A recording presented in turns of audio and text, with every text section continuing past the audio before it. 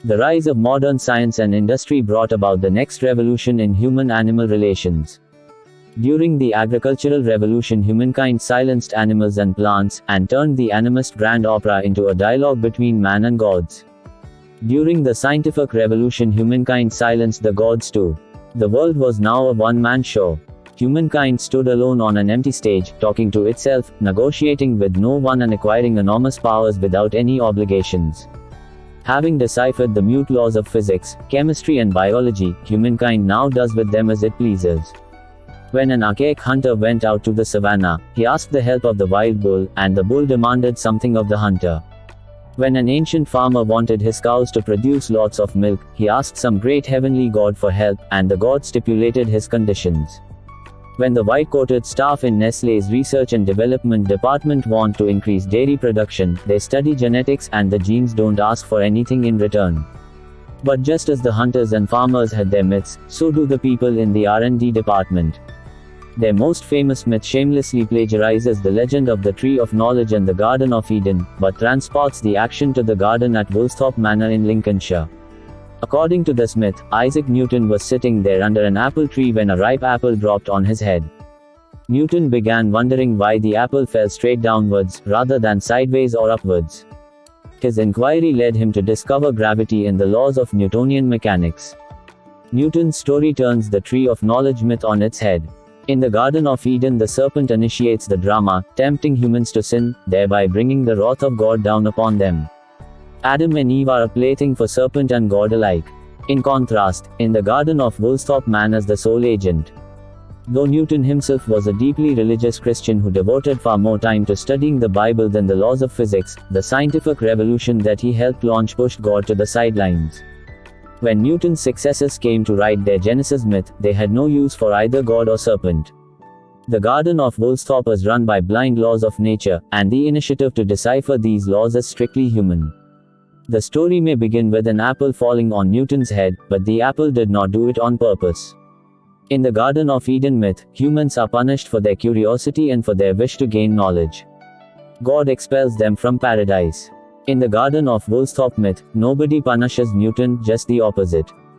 Thanks to his curiosity, humankind gains a better understanding of the universe, becomes more powerful and takes another step towards the technological paradise.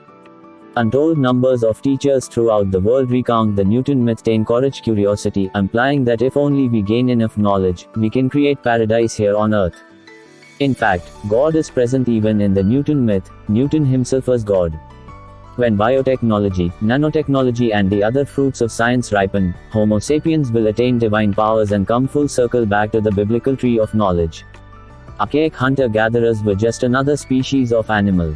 Farmers saw themselves as the apex of creation. Scientists will upgrade us into gods. Whereas the agricultural revolution gave rise to theist religions, the scientific revolution gave birth to humanist religions, in which humans replaced gods. While theists worship theos, Greek for God, humanists worship humans.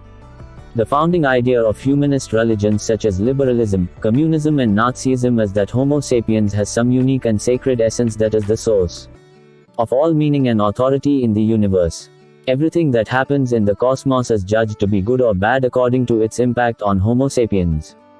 Whereas theism justified traditional agriculture in the name of God, humanism has justified modern industrial farming in the name of man.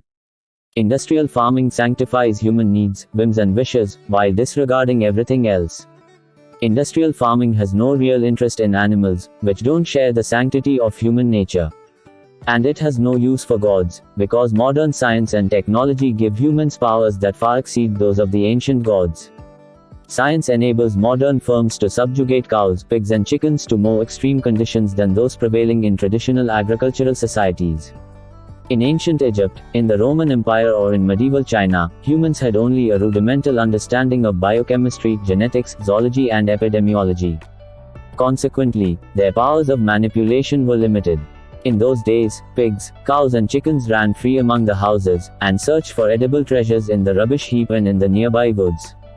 If an ambitious peasant had tried to confine thousands of animals in a crowded coop, a deadly epidemic would probably have resulted, wiping out all the animals as well as many of the villages. No priest, shaman or god could have prevented it.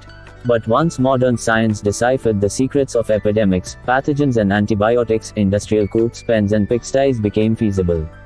With the help of vaccinations, medications, hormones, pesticide, central air conditioning systems and automatic feeders, it is now possible to pack tens of thousands of pigs, cows or chickens into neat rows of cramped cages, and produce meat, milk and eggs with unprecedented efficiency. In recent years, as people began to rethink human-animal relations, such practices have come under increasing criticism. We are suddenly showing unprecedented interest in the fate of so-called lower life forms, perhaps because we are about to become one. If and when computer programs attain superhuman intelligence and unprecedented power, should we begin valuing these programs more than we value humans? Would it be okay, for example, for an artificial intelligence to exploit humans and even kill them to further its own needs and desires? If it should never be allowed to do that, despite its superior intelligence and power, why is it ethical for humans to exploit and kill pigs? Do humans have some magical spark, in addition to higher intelligence and greater power, which distinguishes them from pigs, chickens, chimpanzees and computer programs alike? If yes, where did that spark come from, and why are we certain that an AI could never acquire it? If there is no such spark, would there be any reason to continue assigning special value to human life even after computers surpass humans in intelligence and power? Indeed, what exactly is it about humans that make us so intelligent and powerful in the first place, and how likely is it that non-human entities will ever rival and surpass us? The next chapter will examine the nature and power of Homo sapiens, not only in order to comprehend further our relations with other animals, but also to appreciate what the future might hold for us, and what relations between humans and superhumans might look like.